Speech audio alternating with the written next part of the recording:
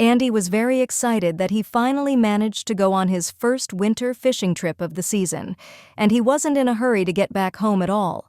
The frost wasn't too strong, the tent helped him not feel the wind, and the fish were biting regularly. The fish didn't let him get bored or think about going back home. Andy was so comfortable that he waved off his friend's suggestion to pack up the fishing gear and continued fishing. Only when he noticed that the early winter dusk was gradually thickening above him did Andy start getting ready to head back to town.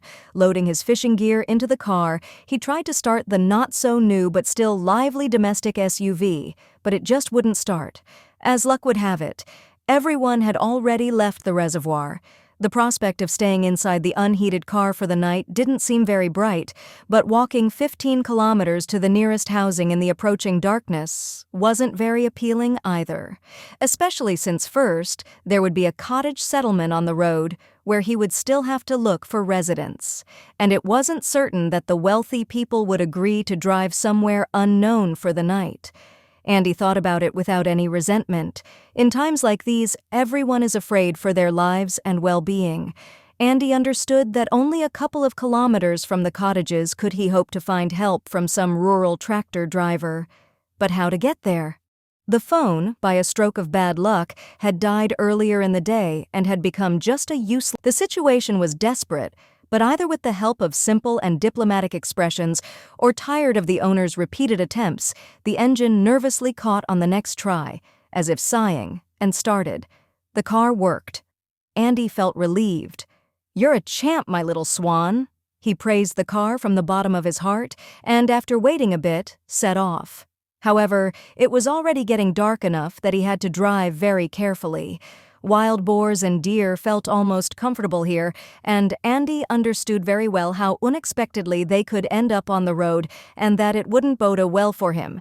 He peered carefully into the darkness and noticed a strange silhouette resembling a human one. Slowing down almost to a minimum, Andy didn't quite reach the strange object but didn't turn off the engine just in case.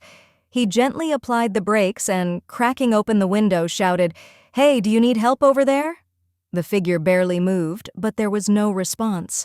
In the headlights, Andy saw a girl in a short jacket, jeans, and a knitted hat standing on the roadside. He briefly thought that the stranger had been in an accident, but there were no visible car tracks nearby to confirm this version. Andy had to get out of the car and approach the girl. Up close, it was clear that she was very cold. There was no smell, but the stranger stood swaying, either from exhaustion or nervous tension. Her unpainted lips had a bluish tint, and the girl only flinched when Andy took her by the elbow and led her to the car.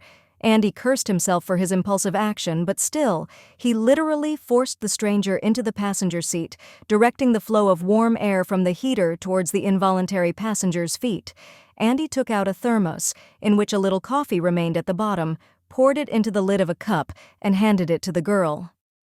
"Well, there's not much left, but I never planned to have to treat someone. But yeah, a little more warmth will be enough. Rich or poor, we're all happy. I'm going to town now. I can give you a ride if you tell me where to take you." Andy himself felt like he was talking nonsense, but he couldn't cope with his excitement in this strange situation. "Thank you. I found the strength to answer," the fellow traveler said. The cottage settlement flashed by, then the village was left behind, and the girl continued to remain silent. She closed her eyes and fell asleep. Andy had nothing else to do but drive the car and scold himself for his strange actions. Upon entering the town, Andy made another attempt to find out where to take his companion. He blinked. The girl explained that her name was Erin, and she found herself in the almost nighttime forest, running away from her boyfriend, who was vacationing with his friends at one of their mansions. "I don't even know where to go now. When I ran away, I left my purse there, with my keys inside, so I can't get home. I don't have any close girlfriends. And your parents? They live in another city. I won't be allowed into a hotel without documents either. So if you allow me, I can just wait in the car. My only request is to charge my phone, and in the morning, I'll call my parents." Erin's story seemed strange to Andy, especially since he didn't want to leave her in the car.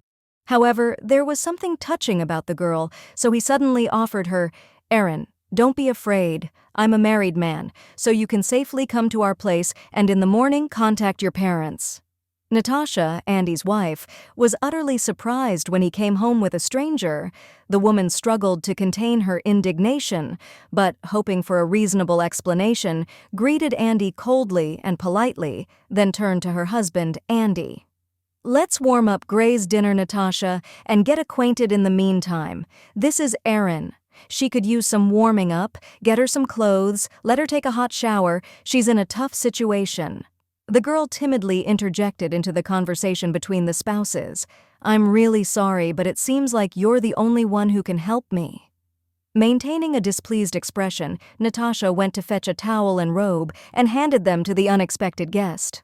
While Erin took a shower, trying to chase away the chill, Natasha came to her senses and no longer intended to suppress her displeasure. She loudly scolded Andy. "Listen, you're just crazy. And what if she had some ulterior motive? You, Andy, not only brought her home but also—" The man weakly tried to justify himself, feeling that he had few arguments. "Natasha, watch less TV. It's awful. What kind of things do you imagine? She was standing there alone in the woods. Dark, cold, but how could I leave her there?" His wife's husband's words did nothing to calm her down. "Well, you pitied her, so you could have taken her to the city, to the police station, or to the hospital, and goodbye. What do you plan to do with her? Almost 40 years old, and still no brains. It's a tough case, just unbelievable. Natasha, let's not argue for God's sake. I'm exhausted like a dog. I just want to eat and go to sleep, and you're here lecturing me?" While the spouses were arguing, Erin managed to take a shower, came out of the bathroom, and peeked into the kitchen, where voices were coming from. "Thank you so much. I really don't know what would have happened to me." Natasha pointed, and, somewhat embarrassed, Erin sat down at the table set, apparently for her. It was clear that she was hungry, but she reached for the bread. She panicked when Andy noticed a huge bruise on her wrist. The girl tried to cover the bruise with her sleeve and continue her late dinner. The homeowner didn't ask questions either. Soon, Natasha appeared in the kitchen with a stack of laundry in her hands. "Well, our place isn't spacious. Andy, let's clean up here. Irina, you can make yourself comfortable here on the couch, and I'll go rest." The girl thanked again, rescuing her hosts. But Andy, feeling out of place because of his hospitable wife, just nodded. In the room, Natasha continued to whisper reproaches to her husband until she realized that he, having spent the whole day in the fresh air, had fallen asleep very quickly. However, the peaceful sleep didn't last long. At 5 a.m., someone started ringing the doorbell and banging on the door. Andy looked through the peephole and saw two sturdy guys standing outside. "Anya, open up! Tell us where you hit her!" Natasha, standing nearby, just sighed. "Fool, I told you you should have taken your find to the police or the hospital. Now look, don't open the door. I'll go warn this Ira of yours to sit quietly." The woman tiptoed into the kitchen, then almost ran through the entire apartment and returned to Andy in the hallway, visibly agitated. "Andy, where did our guest disappear to? There are no belongings and my bag was hanging right here on the hook." The visitors, with hearty knocking on the door, woke up Victor, the security guard living on the landing, and, accompanied by his words, left the entrance. Natasha, not sparing curses, expressed to Andy everything she thought about him and his actions. "Who raised such a naive person like you? And I'm good, right? Even if there wasn't much money in the purse. But it's annoying, damn it, to warm up a poor girl." Andy just nodded sadly, listening to his wife's well-deserved reproaches. When Victor rang the doorbell in the morning, he wasn't even surprised and told his neighbor everything that happened the day before. "Yes, Andy surprised me. This girl didn't even leave a note." No, Natasha was quick to answer instead of her husband. "Honestly, of course, we need to report to the police. But honestly, the chances of finding your snow maiden are practically zero. I roughly know the guys who broke into your place, the owner of the city market's crew. You think the girl is from there, right? And what should we do now?" Natasha was worried.